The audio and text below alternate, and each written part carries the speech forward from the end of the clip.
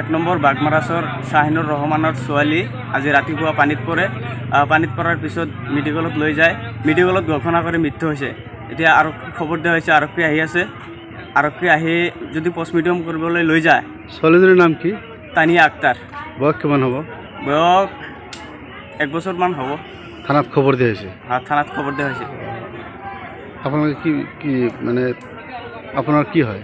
আমাৰ ভাতিজা বাস্তি। 1 number বাগমাৰাছৰ? 1 number বাগমাৰাছৰ। ঘৰৰ ওচৰতে মানে পুখুৰীত পৰিছে নেকি? না, বানপানী হৈছিল। বানপানী হোৱাৰ পিছত মানে ঘৰৰ চাৰিওফালে পানী, পিছফালে পানী।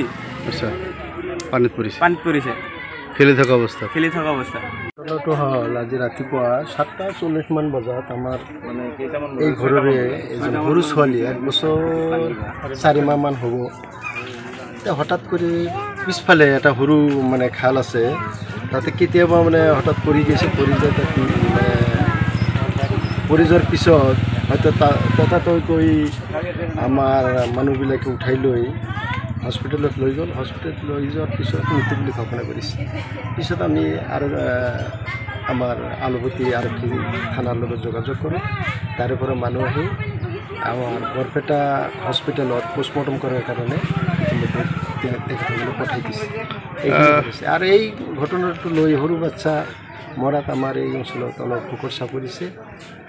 বিভাগীয় কৰ্তৃপক্ষে এতিয়া কি কৰে? ছোৱালীজনীৰ নাম জানে নেকি? ছোৱালীজনীৰ নামটো কি আছিল বা?